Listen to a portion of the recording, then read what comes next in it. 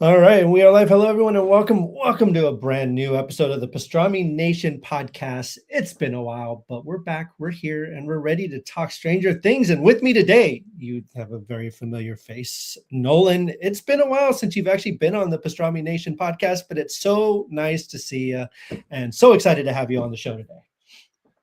Oh, thank you. Yeah, I'm excited to be here. And yeah, it's been a very long time. So looking Dude, forward to this. yeah, no, I hear you. Life happens, work happens, kids, all that fun stuff. It's all crazy. Woo! But hey, at least you're here. We're able to talk Stranger Things, one of the biggest events of the year, which we'll dive into in a few minutes. I just want to remind everyone, though, before we do talk about Stranger Things, it's going to be spoiler filled. We're going to talk about everything that happened in season 5 so far, volume 1, and kind of the whole series as a whole, and where we think it's headed and where it has led to so far. We're going to talk about spoilers, all that stuff. So if you haven't seen it, if you're happen to be here for some reason and you haven't seen it, we appreciate you being here. But just know that we both really enjoyed it. As kind of like there's just kind of spoiler free. I think Nolan, I think me and you are kind of on the same page. We're just good, like very good. So I think our opinions on that is pretty solid. But stick around if you guys want to hear some spoiler talk. We're really, really going to get into it. As usual, if you can like, share, subscribe, all that fun stuff really helps us out a lot. Check out pastramination.com. We got a bunch of really, really great stuff going on over there. You can check out my awesome review of Five Nights at Freddy's 2, which, yeah, it is what it is. It's a movie that exists. Ooh! So Check out the yeah, review. Oh boy. Woo is right. It's great.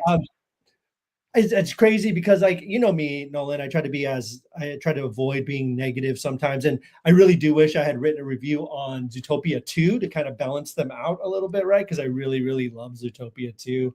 But then, this is Five Nights at Freddy's. It's kind of the opposite end of the sequel spectrum, where Zootopia 2 took everything that made the first one great and expanded on it and made it better.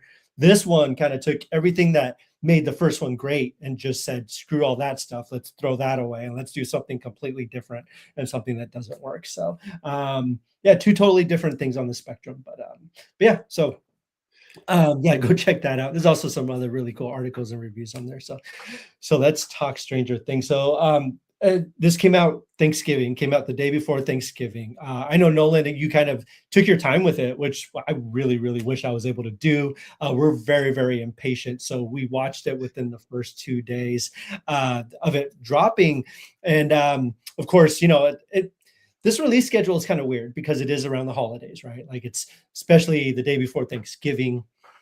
It's kind of hard when you have family things, obligations, things like that, for people to sit down and watch. So how long did it take you to finish those 4 episodes? What was your kind of experience like watching those 4 episodes? Well, the first episode for me, like it was slow. So, trying to get through it, trying to like, okay, I want to get to it. Then you get about 75% of the episode and you're like, oh, okay. It starts picking up. And that's when it hits the point where you're like, okay, I need to watch more. So I Right. watched part of the first one and then did the rest of the first one, second one, third one, and only stopped because we had work the next day and I didn't want to fall asleep Understandable. for it.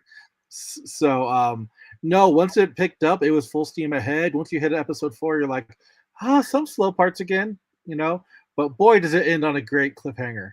Like, Oh my gosh, dude, that ending was so like I said, we watched, we watched the first, the first night it dropped, we watched the first 3, and then we were like, okay, like me and Cassie, we had a whole weekend, like a thing, and we were like, all right, we had a 4-day weekend, so let's finish this later.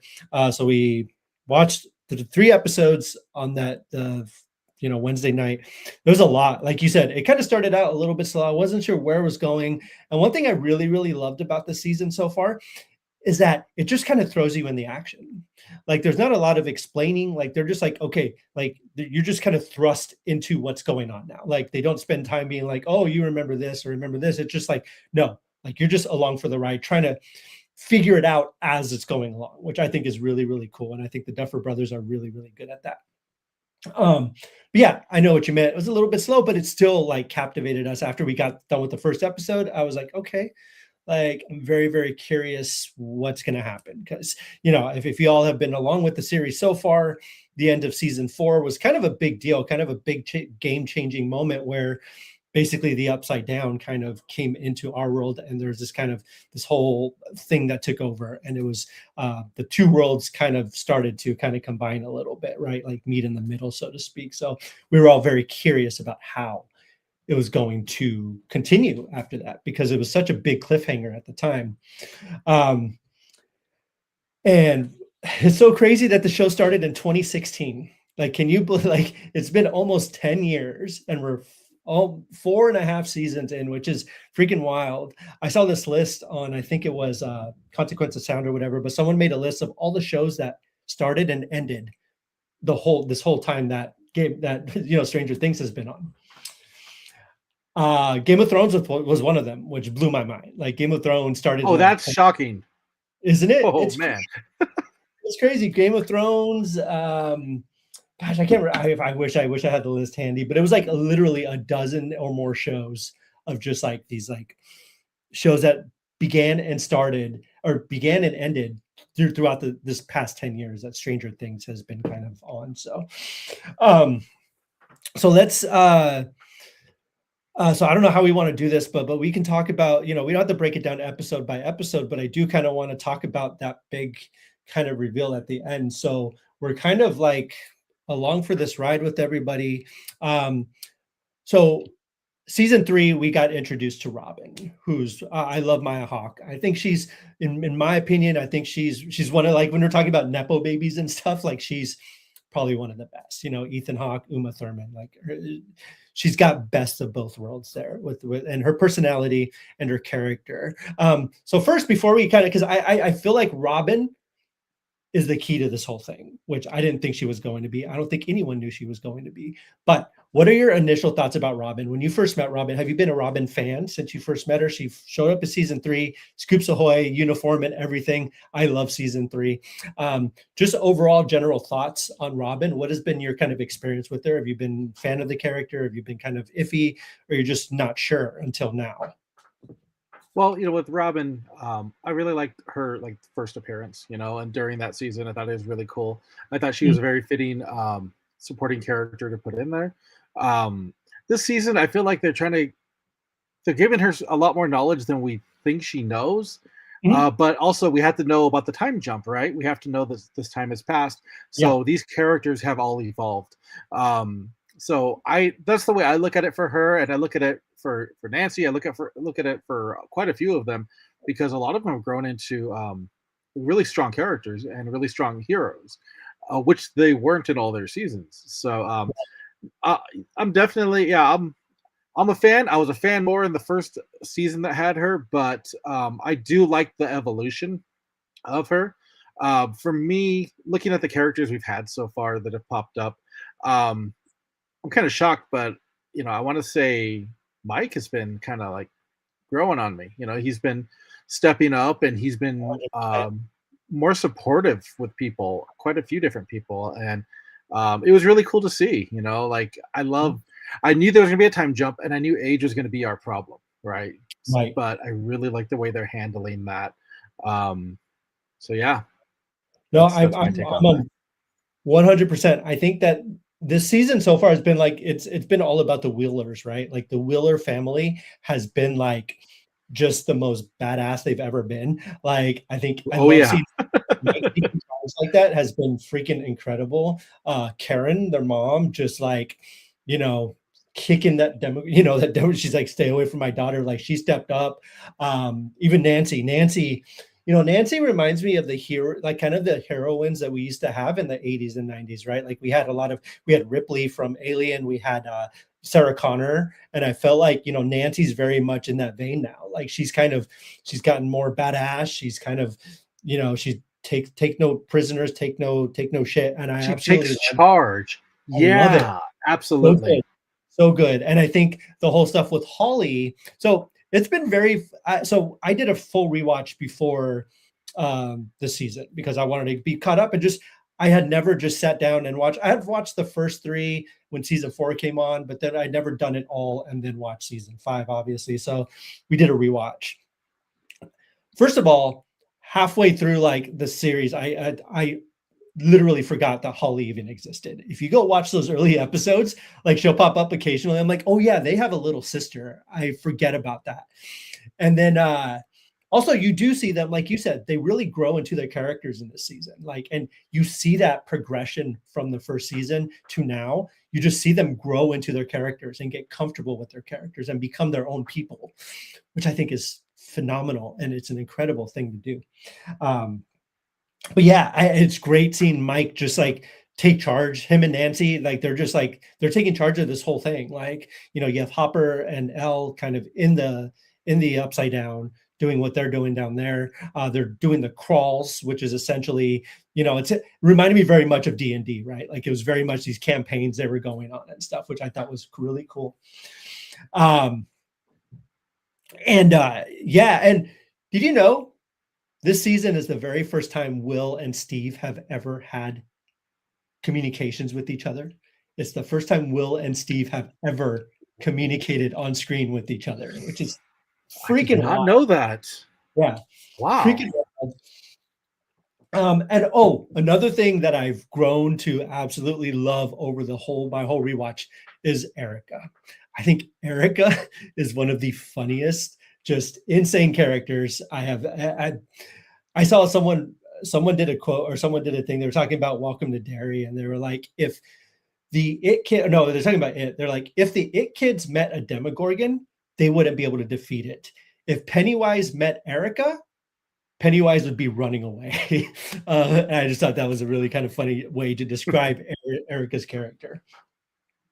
But I think she's funny. I think she's hilarious. And of course, you know, we get Max again, which I was really surprised to see her. I was really happy to see her where she's at. She's in kind of this whole mind prison. Vecna's or Henry, Mr. What's-It, whatever you want to call it. He's kind of in his mind prison. So were you clear on a lot of that whole stuff with the mind prison and stuff like that?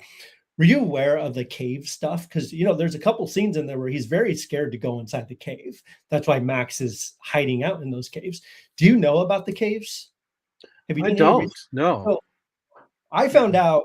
So I still don't know exactly why he's afraid to go in those caves, but I do know it's from the first Shadow. So Netflix and the Duffer Brothers wrote a stage play for Stranger Things. It's playing in New York, only on Broadway, but it's connected to that. So a lot of the high school stuff with Henry, a lot of the stuff with the cave and everything is all explained on that stage show, which is kind of weird.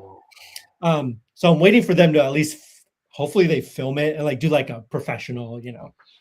Yeah. Bring us up to speed, right? Yeah. Exactly. Bring us up to speed. So, so let's talk about Robin real quick because the reason why I brought up Robin, when they first kind of set her character in season 3, they kind of they set her up almost right away as a code breaker, like, you know, because she's with the Russians. You know, they're trying to figure out the code, and she goes in there. She basically, like, you know, with Steve and Dustin, they're trying to figure out the code, and she's like, no. She's like, you're getting this all wrong. Let me do this. So we kind of see how smart she is and that she is a code breaker. She's very good at doing that kind of stuff. And that's essentially what she does in this season. And I think that she, with Will, especially because Will needs that guidance. He needs that kind of, you know, it's kind of that idea of unless you accept who you truly are, you're not going to be happy. You're not going to be powerful. I like that idea that accepting who you are for who you are is your superpower. And he was able to unlock his superpower by accepting who he was and understanding who he was and not being scared. And I felt like Robin was like the key to that. Like she was the one, obviously she had a conversation with him. Like she was the one that was like, hey, like, you know, I put my, you know, she was talking about that girl, Tammy, and she was like, listen, like I put my happiness in someone else's hands when it should have just been me to begin with. I needed to accept who I was and be happy with who I was. And then, my God. Okay, so I got to talk about this. I'm so excited to talk about this. So we're going to talk about the very end of Volume 1 because this is the end of Season 4 or Season 5, Episode 4. There's this whole scene. Stuff's gone wrong. Everyone was telling me. So I watched the first 3 episodes, and I was like, man, so good. And they're like, just wait. just wait, just wait. I was like, okay, fine. So I'm watching episode 4. I'm like, okay, this is good. Like, I wasn't sure what was going to happen though. So in episode 4 alone, we almost got Hopper. Like, I thought Hopper was going to be dead for sure. I thought Hopper, he went in there with that vest on with the bomb and everything. And what did you think about that scene? Were you ready for Hopper to die there? I was. I I thought he was going to Hopper, and Hopper and Al, they've always been the badasses of it, right? Yep. So to see them go like guns blazing and him going all Red Guardian in there, it was really cool to see.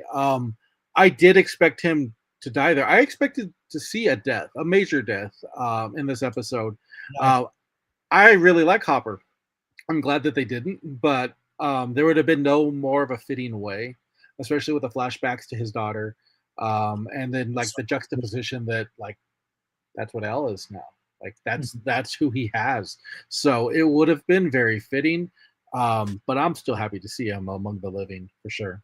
Yeah, it's so funny though. We were watching and we're like, he he's obviously spending Stranger Things like fighting the Russians, but in like obviously like in Thunderbolts, he's a Russian. He's the Red Guardian, which I thought was hilarious. But yeah, so we get that Hopper psych out, which just I was already like ready to start bawling. But then we find out who's in the room, which we have eight. Eight shows up, which we haven't seen since season 2. I thought it was cool. I wasn't sure, at first I think we all thought it was gonna be Vecna or something was going on, but then Yeah. yeah, yeah, but then it's 8, and I think that's a pretty cool twist. I I like the character. It wasn't part of my favorite part about the series so far. Like that whole season 2, other than the Halloween stuff and the Ghostbusters out, stuff like that, and the Max introduction, I wasn't really a huge fan of, to be honest. It's probably my least favorite season, and that's where that character came in. So I don't know what did you think about that whole storyline with Elle and going to New York with the other and she meets her sister and stuff. Were you a fan of that stuff, or were you kind of like, eh? Yeah. It was my least favorite of the episodes. Okay, same. It felt to me, it just felt very out of place. I'm used to the brand of the Duffer Brothers storytelling, and like you know what you're going to expect. You get nostalgia, you get D&D, you get things that tug at your heartstrings, and I don't know. That episode felt like in the same time frame, but like somebody changed the channel. Like it didn't feel like it was Stranger Things. 100. I think, like you said, it was a really cool twist in the fact that it wasn't Vecna because we all expected it, right? Yeah, But then we got to see Vecna be Vecna later. But right. I was like, wait, like where's Henry? What's it, Creel? Whatever you're calling him nowadays, But it was fun to at least be like, wait, what the heck? Like that's not him, you know? Such a good psych out, and like, they do that whole thing, and then we're come back to our part of the Upside Down, and we get this really really kind of Vader-esque introduction to Vecna. Like he comes out of the Upside, like it's this really cool, like he's menacing, like he's just like, and he confronts Will, and he's basically all the military guys are there, and they're like, yo, like, this is right after they've all been, they've all been captured by the military, right? Because they were trying to sneak all the kids out, because Henry's big plan was to take all these kids, kind of like he did with Will, and turn them into, use their life force and stuff like that. So they were trying to sneak these kids out, and they got caught. They're caught by the military and stuff like that. And Vecna comes out and he's messing everything. He's just destroying everything. Comes face to face with Will, and basically they have this moment where he's like, "This is your moment. This is what you're supposed to be like. This is who you are." And Will's kind of freaking out, and then it cuts to like this whole battle sequence with the Demogorgons and stuff, and then we get this moment where the Demogorgons are going after all of the friends. So you have Mike is helpless, Robin, all of them are just, they're going to be attacked by the Demogorgon. And then you get this flashback. You see Will, he's having this flashback of him and Mike, and when they first meet, and they're building Castle Byers with Jonathan, and his whole life essentially flashes before his eyes, and he has this moment of clarity. Robin's speech is over it, and he just realizes, and then it cuts to the freaking Demogorgon is just frozen in place. Like he's about to attack Mike, but you see him frozen in place. And you're like, what the? At first, I personally thought it like Elle had entered the chat or something, and she was like, all right, she was going to start messing. I was like, yes, like someone's going to save him. It does this thing. The camera cuts back, and Will is standing there like this freaking sorcerer. Essentially, that's the name of the episode, sorcerer. And his eyes are white.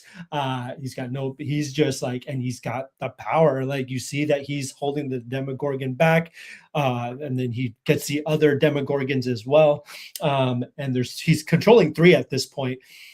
They're all like, frozen in place. You see them floating up in the air, and then he just like, from season 4 when Vecna was taking all of his victims, he just like crunched them. Like they were just like nothing to him. Like he just like their bones scattered, their bodies just like limp, and they just fell to the floor. Oh my God, like that moment, it gave me chills. I was like, holy, like we all looked at each other, and like me and my daughter were just like, what is happening? And then you see the nose, the blood come down. One of my it feels like a moment that was it the season's not even over yet, but I felt like they gave us exactly what we've been waiting for 4.5 seasons. Like they landed it. I felt like that moment was earned. I felt like that moment was completely and utterly kind of like a gift to us. They're like, okay, you guys have stuck with us for this long. You guys deserve this. And it didn't, I didn't feel like it didn't feel forced. It felt like, yeah, like this is where the story goes. Like this is where the story should go. What were your thoughts on that moment, and how did you react to it? I compare it to the Luke Skywalker moment from Return of the Jedi, going into Yeah. Jabba's palace and becoming the Jedi Knight for the first time. Mhm. It's probably my favorite moment in Star Wars. So this is one of my favorite moments in Stranger Things, because it did feel earned. And this is the kid that died. This is the kid that's Mhm. been protected by his friends all this time, when he's got the strength to be stronger than all of them. What he did holding the 3 Demogorgons back is something like we haven't even seen 11 do to No, that capacity. no. So it was really cool to see, like, I don't need anybody to protect me anymore. And he got to see, like you said, Robin's speech, and then he got to see that this is his friend saw this in him all those years ago, that Whole time. he had the potential to be the best. Mhm. So it was an amazing moment to me. I felt like his journey from the first season to now, right then it came full circle. So no matter what happens right now after, he has completed what he needed to complete. He became Will the Wise, and he saved his friends. He did. That's all he probably wanted to ever do. So Yeah. I loved it. I thought it was so well done. Um, I thought it was, like you said, like you didn't know who was doing it at first. Mhm. So it very catches you off guard. You're like, oh wait, like who's this gonna end up being, or like you're like, that can't be Will, right? And it was just great. It was such a cool moment. And yeah, the first thing that popped in my head was, Luke Skywalker, Jedi Knight, So walking in good. there with no fear, and that's what you saw in his eyes, was that no fear, the blood dripping down, and he's just like, ugh, like nothing. So no, I loved it. I thought it was fantastic. Oh, incredible, man. Yeah, it was one of the yeah, it's probably one of my favorite moments. If I had to like name my top 5 like moments in Stranger Things, that's definitely one of them. It's just such, like I said, completely earned, and I absolutely loved it. And it makes me very curious. Like I feel like the whole, like we have the game has changed now. Like everything, like nothing can be the same after this revelation. You have, L and 8 and Will now, against Vecna essentially, and the rest of them. And I don't know if you saw this, but someone had mentioned, the 11 plus 8 is 19, and then you add Will, and that's 20. And then D&D terms, you roll a 20, and that's the way you're gonna defeat the bad thing. So it's like, you have, like I said, 11 and then 8, it's 19, and then Will equals 20, which I thought was a really, really cool thing. I don't know if it's That's canon, pretty but fun. it's pretty clever. So I was like, oh, that's cool. So now they literally have a 20. So that's their lucky bet to beat Vecna. But we still have 4 episodes left of this season. We have volume 2 coming out on Christmas Day, and then we have the finale coming out on New Year's Eve. Now, the volume 2 is 3 episodes.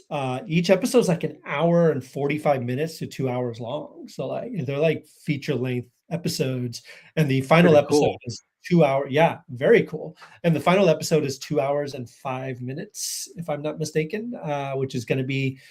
Listen, I understand they're trying to kick us into the new year. We're either going to be depressed or very happy. We'll see what happens.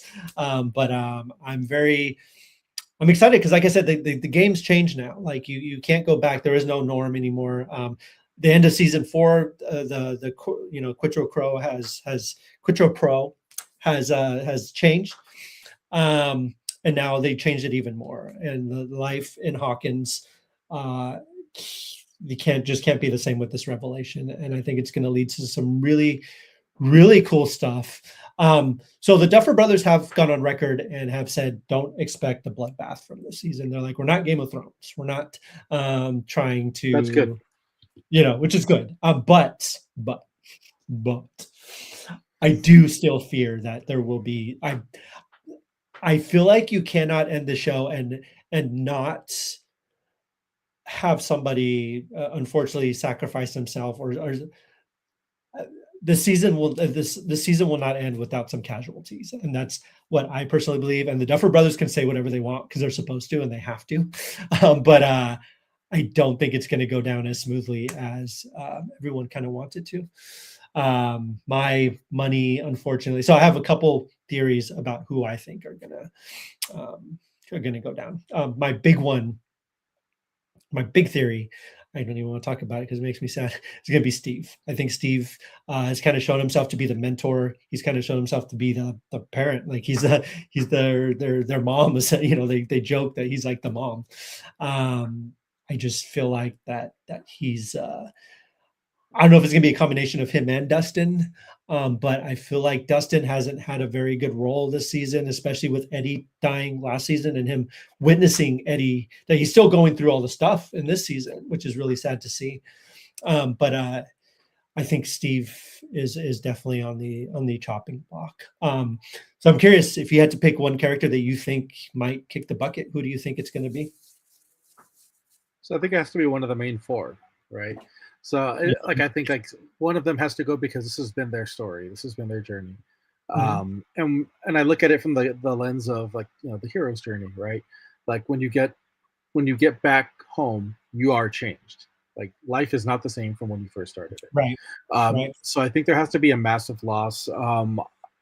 I think they want us to think it's Dustin, but I don't think it is. I think Dustin has to find a way to go on with life, because right now he's pretty much just living in the grief shadow that Eddie left.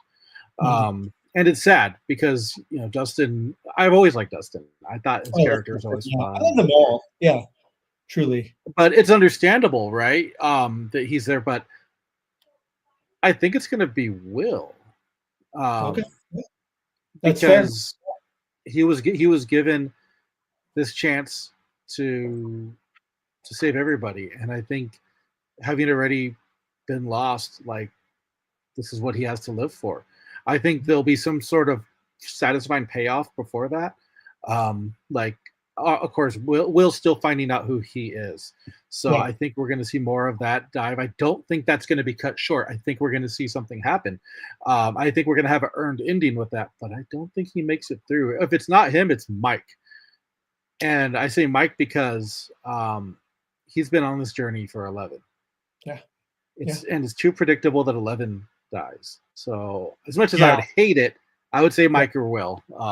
I don't want to see any of the 4 die. I'm okay.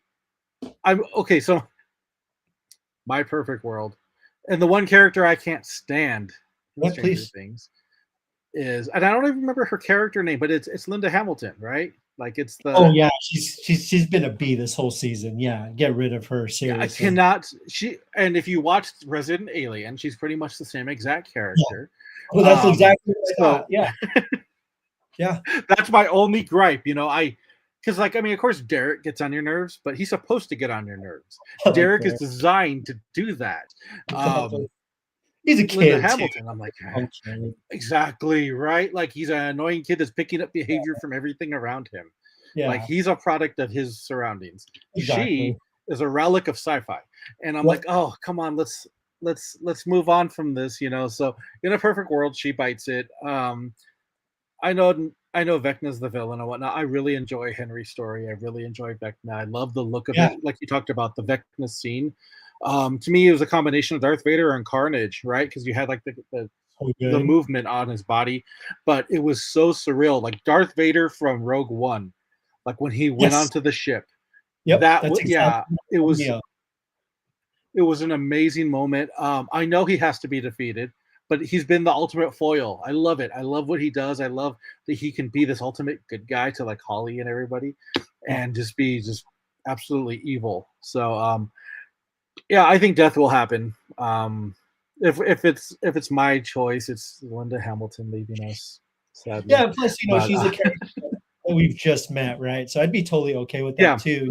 'Cause, yeah, I normally like Linda Hamilton. She's fine. Like, obviously Sarah Connor, right? Like she was in her prime in the she's '90s, and great. Yeah, great. Yeah. But yeah, the dude who plays Vecna is just freaking incredible. Jamie Campbell Bower, like this guy, just he's menacing as Henry, and he's menacing as like Vecna. Like he's just such a phenomenal performer and such a great actor. And I also wanted to shout out the girl who plays Holly. I think she's doing a great job. Like she's this kid, she's kind of lost in this world. Her and Max's story, I think, is really kind of cool, and really kind of, Max is kind of being her protector. And someone, again, someone, I keep on seeing these memes and stuff, but people are like, yeah, like they started out as the kids who needed to be protected, but now they're protecting the kids. So this whole season has been about them kind of protecting the kids that were younger than them. So it's that kind of cycle thing. But yeah, I think everyone's doing a phenomenal. What's up? I was gonna say yeah, and it kind of reminds me of that like Holly, and Erica and whatnot. They're kind of becoming that second wave of Mhm. the kid actors that are really stepping it up and holding their own. I haven't seen a weak point in the young actors and actresses. Oh, I think they've been fantastic, and it does very much remind me of season one. So it's really cool to see, like you said, the older ones that are now grown, dude, looking out, like Mike's looking out for his sister. I love that moment when he pulls out yeah, the little D&D miniature. that's so sweet. Um, So sweet. yeah, I thought it was fantastic, man. Yeah, I think, and it's so funny watching it from the beginning too, because they're babies in that first season. It's so crazy seeing them, and like they're just little babies, and you're like, oh my god, these are like babies. Like it's insane. Um, so let's talk about the seasons real quick, because I do kind of want to get your opinion on the seasons and kind of what your favorite to least favorite season is. So we'll obviously won't talk about season five, as we've talked about season five, but who knows how it's going to end. Right now, it's if I was to rank it right now, it'd be pretty close to the top, but who knows where it's going to go. So I'm going to wait till after. But um, I kind of want to talk about. Do you have, if you had to choose like kind of a ranking of your favorite seasons of Stranger Things, what would your ranking be? Hmm. So I mean, I'll go first, if you want. yeah, go for it. Yeah, please. So my least favorite season, unfortunately, and I love like I said, I mentioned this earlier. I love certain aspects of it. I think certain aspects of it are great, like the Halloween stuff and everything. I think that we meet Max, we meet Billy, we get all that stuff. But just the whole stuff with them being separated for so long and stuff like that, I just didn't care for. So season 2 is probably my least favorite season Agreed. of the show. Then right after that, my number three favorite would be season 4. I actually really, really like season 4 a lot. I think season 4 is really good. I think they're all good. Don't get me wrong, but I think season 4 is good, but season 4 really, really drags. Like if you watch season 4 again, like the stuff with Eleven and Papa and like the all that kind of it kind of just repeats itself over and over and over and over and over again. It was probably the most frustrating season that I got through, but I felt like it was the most rewarding season when it gets to the end and they all kind of come together again. You have all these different characters, and season 4 was also you get the Hellfire Club, and this was like the Yep. big cultural phenomenon, the big.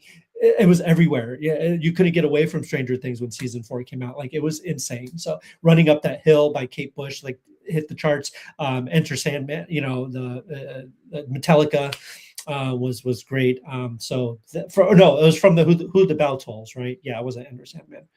I don't remember what song it was, but I know it was a Metallica song. So number 4, and then my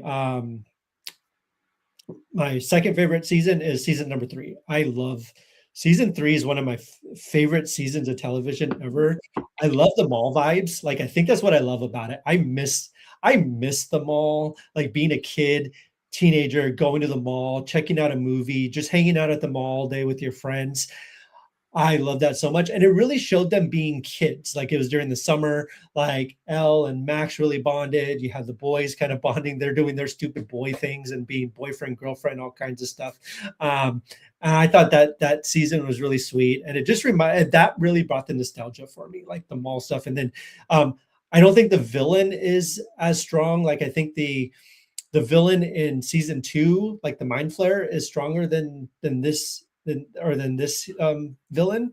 But I still think that this season is just a stronger season overall. So season 3, and of course season 1, my all-time favorite.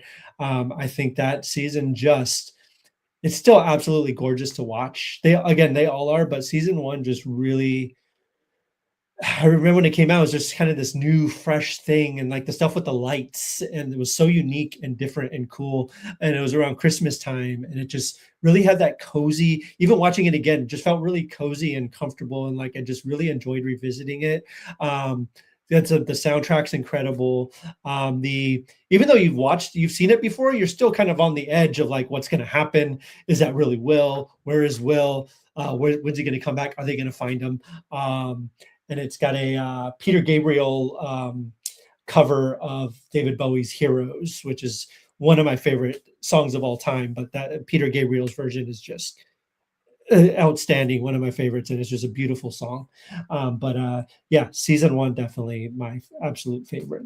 What would yours be? It's kind of similar.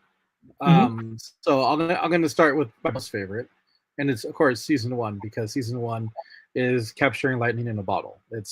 Yeah. It's that magic, right? And I'll be honest with you, when Stranger Things first came out, I wasn't like, oh, I need to watch it. I didn't. Yeah. I didn't watch it until I met my wife, and she's the Really? one who talked to me about it. I tried to watch it a few Yeah. episodes because I was like, hey, this would be good to talk about on Pastrami Nation, Yeah. and Yeah. I was like, I don't know, like I just couldn't get into it. Once she was like, no, Understandable. like just watch the first season. So I watched the first season, and from the soundtrack to just the superb acting, the learning who these characters are and learning like what's going on and trying to figure it all out, it just sucks you in and it makes Yeah. you want more. So the first season has to be right up there, and then um I would jump to season 4 Okay. for my second favorite. I really liked what was introduced in season 4. Yeah. I felt like it took massive strides story wise, and it led us to where we are now. It led us to the big bad.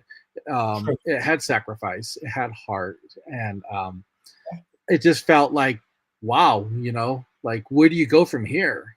And then here we are. Absolutely. Um, and then I'm gonna say it'd be season 3, because Mhm. season 2, like you, season 2 is my least of favorites. Yeah. Um, and it's honestly just a few episodes that really crashed it for me. And you're like, oh, like it takes you out of the journey. It takes you out of that story.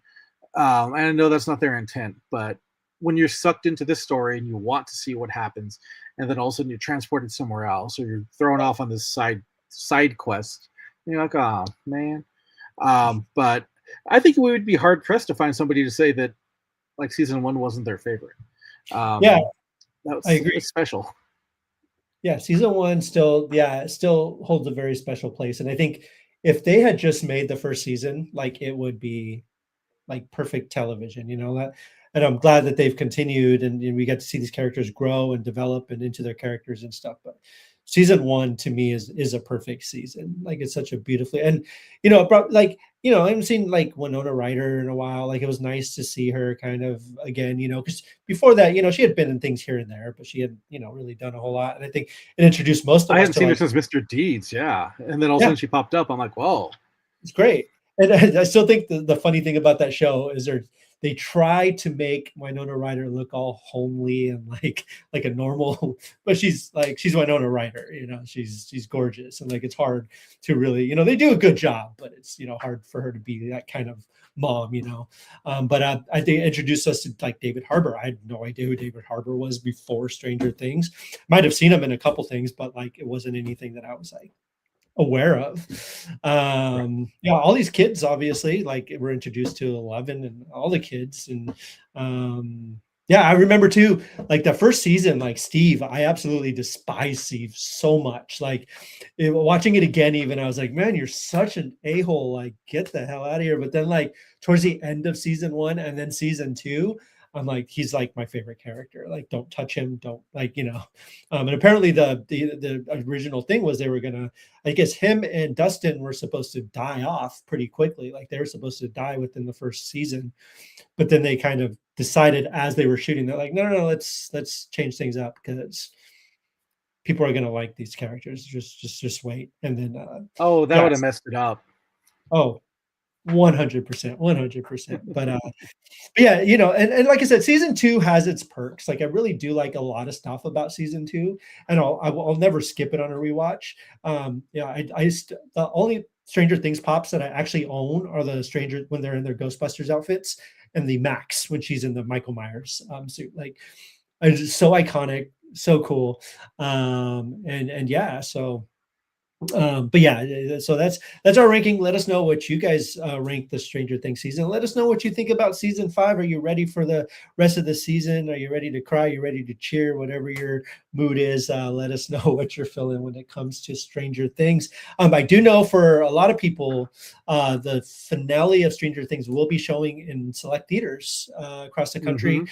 We tried to get our tickets and they sold out like crazy. Like they sold out Wow. really fast. So keep an eye out if y'all want to check it out in theaters. Would be a really, really cool experience.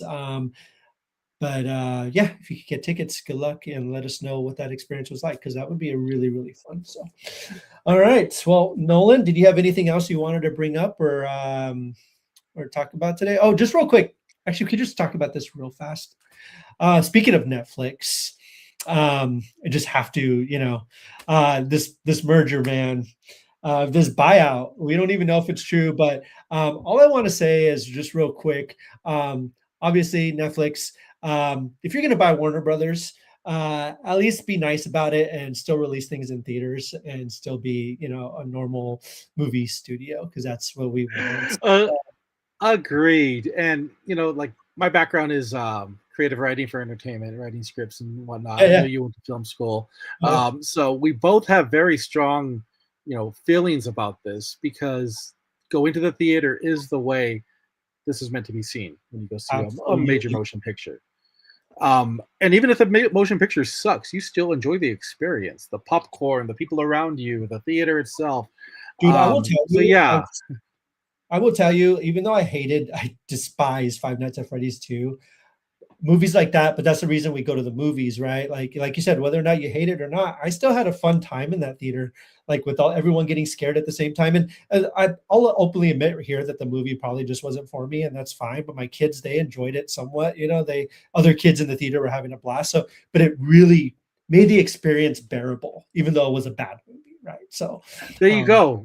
yeah, Yeah, just being in that environment. So just last month, my brother and I went and saw Sisu 2.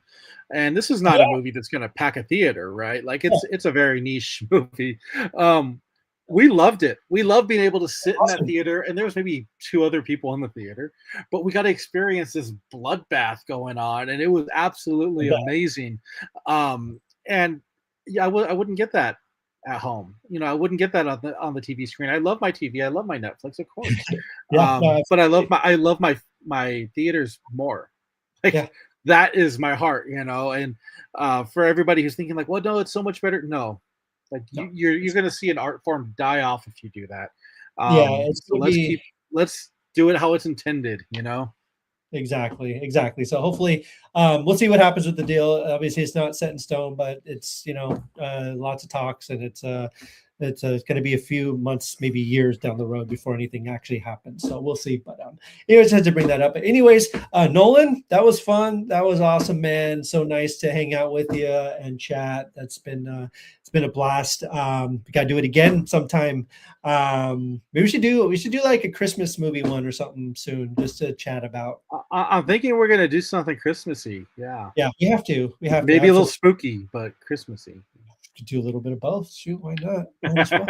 Oh, no, that's awesome. Well, cool, man. Well, it was great chatting with you. And as usual, you all, Pastrami Nation, find it on all these socials: Facebook, Instagram, Pinterest, YouTube, wherever you're probably watching this. It's on there. So go subscribe and like and all that fun stuff. TikTok as well. Go find Pastrami Nation. Did you want to shout out any of your personal socials or anything? Are you good just with pastrami? No, just yeah, just check us down on Pastrami Nation. Leave comments. We do have a giveaway going on right now. So head over to Instagram. You could win a Boss Fight Studio the Phantom figure. Who doesn't like the Phantom? It's a really cool Lots. figure, I gotta tell you. Yeah, it's awesome. So head over there.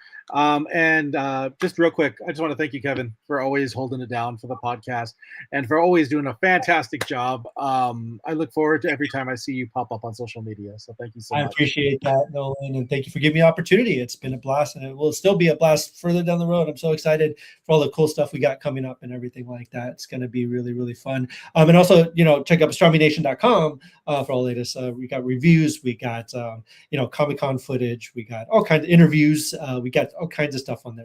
So definitely go check that out. All right, y'all. Well, we will talk to y'all later. Have yourselves a good night, good day whenever you're listening to this, and we will see you guys next time of the Pastrami Nation podcast. Talk to you later. Bye-bye.